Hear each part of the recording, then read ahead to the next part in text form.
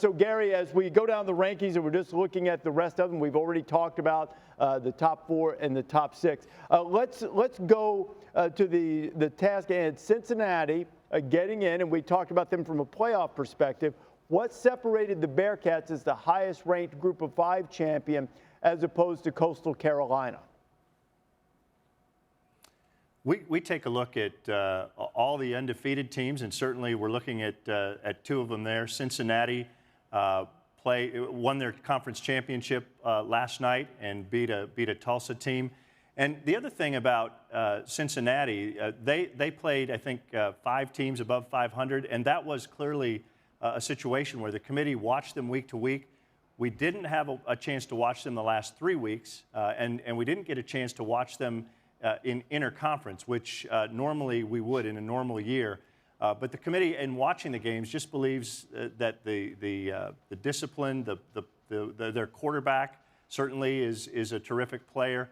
The committee just believed that Cincinnati was a better team. Coastal Carolina, also undefeated, 2 wins against ranked teams, but the full strength of schedule and watching the games really came into play here as well. So it wasn't necessarily because it's pretty easy argument, even by your rankings, that Coastal Carolina had a couple of wins better than anything Cincinnati was able to put on the board. But football judgment, which we were just talking about that the committee needed to employ, are you saying that the football judgment of the committee was, I understand they have better wins, we think Cincinnati's better? It did come down to that. Coastal Carolina had 1 more ranked win than Cincinnati did, but the committee felt strongly that Cincinnati, in watching the games, when we sat down and we talked about it, which one of these teams is a better team? Statistics matter, but which one is a better team? And the committee felt strongly that Cincinnati was the better team between those 2. Because of the affiliation of conferences with certain bowls, it rotates the number of at-large spots that are available from year to year with the New Year's Six and the college football playoff. What were the most heavily debated decisions in terms of who to include in these New Year's Six bowl games? Well, the first matchup is the Orange Bowl, and that's done contractually, and that happens. The highest ranked SEC team and the highest ranked ACC team goes in. That's not in the 4 goes into that bowl, so that occurs on its own. And then after that, we look for matchups.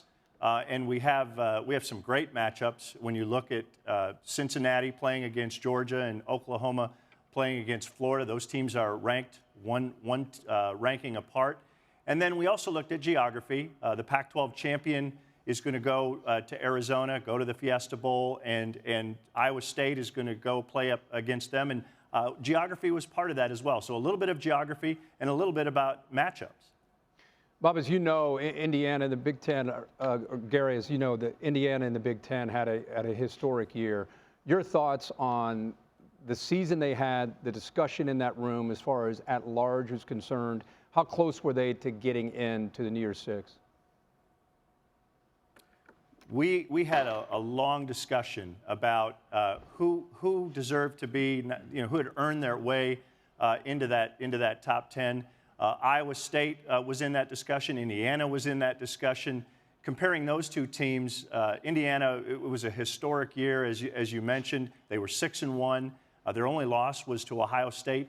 They didn't have the quality wins that Iowa State had. Iowa State had beaten Oklahoma and had beaten Texas. So when it came down to comparing those 2 in particular, Iowa State was given the nod. Thank you for watching ESPN on YouTube. For live streaming sports and premium content, subscribe to ESPN+.